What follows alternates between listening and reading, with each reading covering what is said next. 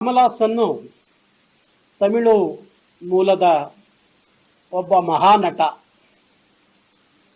ನಟನೆಯ ಬಗ್ಗೆ ನಮಗೆ ಯಾರಿಗೂ ಅಭ್ಯಂತರ ಇಲ್ಲ, ಗೌರವ ಇದೆ. ಕಮಲಾಸನ್ನು ಒಬ್ಬ ಮಹಾನಟ ಅನ್ನೋದು ಗೌರವ ಇದೆ ಅವರ ಮೇಲೆ. ರಾಷ್ಟ್ರ ಮಟ್ಟದಲ್ಲಿ ಅಂತಾರಾಷ್ಟ್ರ ಮಟ್ಟದಲ್ಲಿ ಖ್ಯಾತಿ ಪಡೆದಂಥ ಒಬ್ಬ ಮಹಾನಟ ಅನ್ನುವ ಅಭಿಮಾನ ನಮಗೂ ಇತ್ತು. ಆದರೆ ಮೊನ್ನೆ ಅವರ ಸಿನಿಮಾದ ಕಾರ್ಯಕ್ರಮದ ಸಂದರ್ಭದಲ್ಲಿ, ಪ್ರಚಾರದ ಸಂದರ್ಭದಲ್ಲಿ ಅವರು ಒಂದು ಮಾತನ್ನ ವ್ಯಕ್ತಪಡಿಸ್ತಾ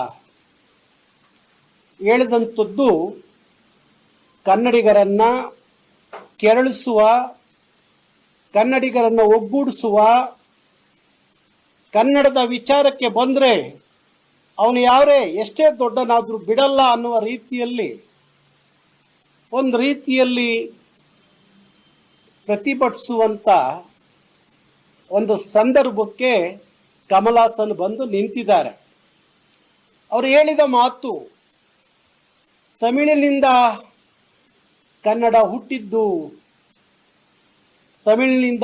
ಹುಟ್ಟಿದ್ದು ಅಂತ ಹೇಳಿ ಯಾವ ಆಧಾರಗಳನ್ನು ಇಟ್ಕೊಂಡು ಮಾತಾಡಿದ್ರೋ ಗೊತ್ತಿಲ್ಲ, ಯಾವ ಶಾಸನಗಳನ್ನು ಓದ್ಕೊಂಡು ಬಂದು ಹೇಳಿದ್ರೋ ಗೊತ್ತಿಲ್ಲ, ಯಾವ ಭಾಷಾ ತಜ್ಞರ ಅವರ ಹತ್ರ ವಿಚಾರವನ್ನು ತಿಳಿದು ಮಾತಾಡಿದ್ರೋ ಗೊತ್ತಿಲ್ಲ.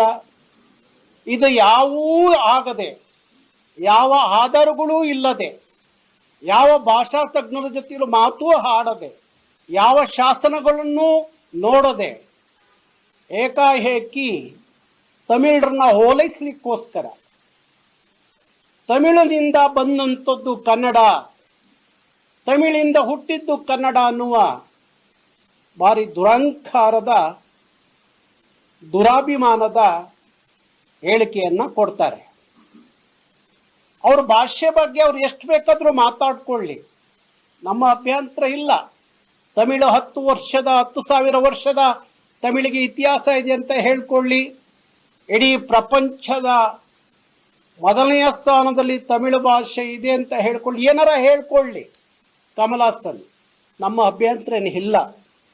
ಆದರೆ ಇನ್ನೊಂದು ಭಾಷೆಯ ಬಗ್ಗೆ ಮಾತಾಡುವಾಗ ಕಮಲಾಸನ್ಗೆ ಕನಿಷ್ಠ ಸಾಮಾನ್ಯ ಜ್ಞಾನ ಇರಬೇಕಾಗಿತ್ತು.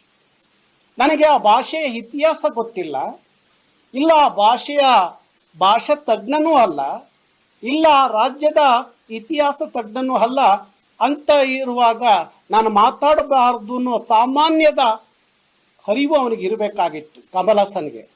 ಅದು ಇಲ್ದಲೇ ಅಲ್ಲಿ ತಮಿಳರನ್ನ ಹೋಲೈಸ್ಲಿಕ್ಕೆ ಮಾತಾಡ್ತಾರೆ, ತಮಿಳಿನಿಂದ ಕನ್ನಡ ಹುಟ್ಟಿತು ಅಂತ.